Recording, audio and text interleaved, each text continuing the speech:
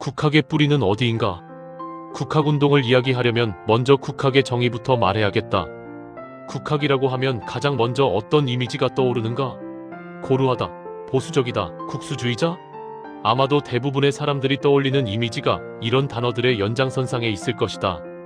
이것이 우리 사회의 현실이고 우리 민족교육의 적나라한 모습이다. 우리 것에 대해 제대로 알지도 못할 뿐더러 그러다 보니 자부심과 긍지가 있을 리 만무하다. 그러니 우리 것을 주장하기가 부끄럽고 편협하다고 생각되는 것이다. 우리 고유의 것을 제대로 익히고 널리 펴자는 학문이 왜 이런 부정적인 이미지에 갇혀 있어야 하는가? 국학은 한국학이 아니다.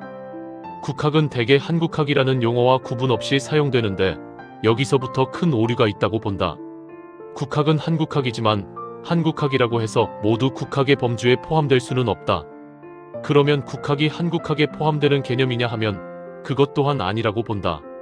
현재의 한국학에는 우리 국학에서 다루어야 할 가장 중요하고 진정한 가치가 빠져 있기 때문이다. 국학의 사전적인 의미를 밝혀보면 이러하다. 외국 문화에 대한 자국의 고유한 역사, 언어, 풍속, 종교, 문학, 제도 등 민족문화 전반을 연구하는 학문. 여기에 덧붙여진 설명을 보자.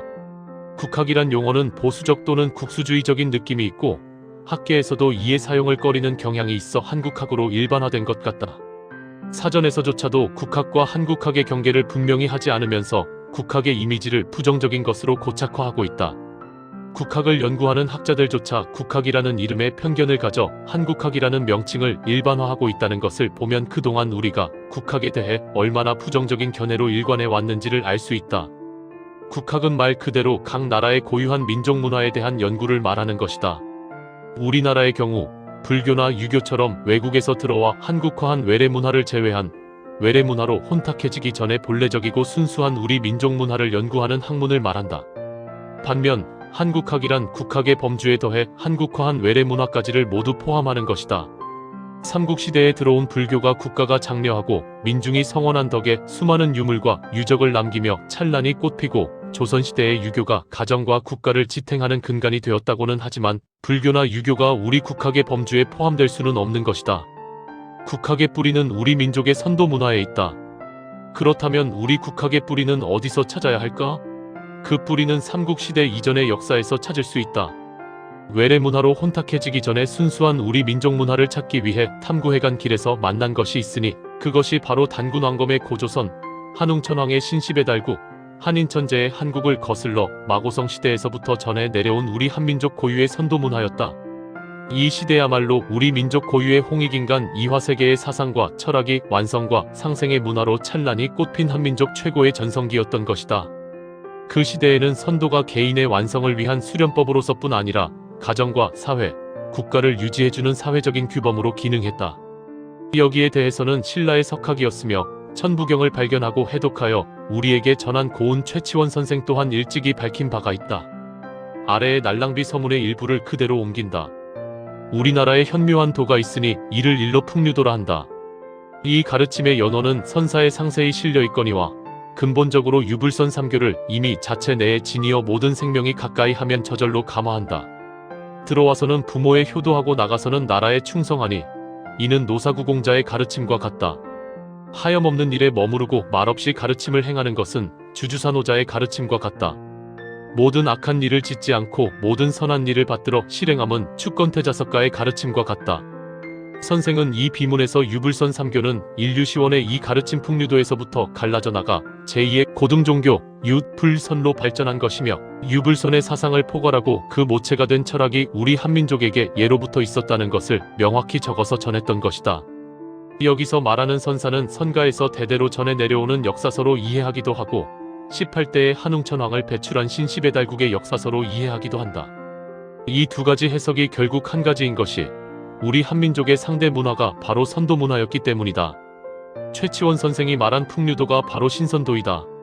한민족 선도 문화의 핵심은 홍익인간 정신이다. 선도 문화라고 하면 중국 도교 문화의 신선수를 떠올리며 거기서 뿌리를 찾는 이들이 많다? 그러나 선도 문화의 진정한 뿌리는 우리 한민족에게 있다. 우리나라의 선도와 중국의 선도는 그 격에서부터 차이가 있는데 전자가 신선도라면 후자는 신선술이다. 중국의 선도가 장생불사, 즉 죽지 않고 오래 사는 것이 목적이라면 우리나라의 선도는 수련을 통해 자기 실체를 깨닫고 널리 인간을 이롭게 하며 평화로운 세상을 만드는 데 있다. 국조단군이 나라를 열며 건국이념으로 세운 뜻이 홍익인간 이화세계였던 이유는 우리 한민족의 고유문화가 바로 선도문화였기 때문이다. 단군 시대의 홍익인간 이화세계는 건국이념인 동시에 정치, 종교, 문화, 생활의 철학이었는데 그 시대의 철학은 그 시대의 문화에서 파생된다. 개인의 깨달음에 그치는 것이 아니라 전체 평화에 기여하는 삶을 살자는 성통공헌의 정신이 선도문화의 핵심이다. 이것을 천하사상이라고 한다. 이 천하사상을 담고 있지 않은 것은 신선도가 아니다. 2006년 6월 6일 잠실 올림픽 체조경기장에서 열린 민족혼 회복을 위한 선도문화 윤력 콘서트. 전국 각지에서 1만여 명의 인원이 참석해 선도문화 부활의 꿈을 함께 나누었다.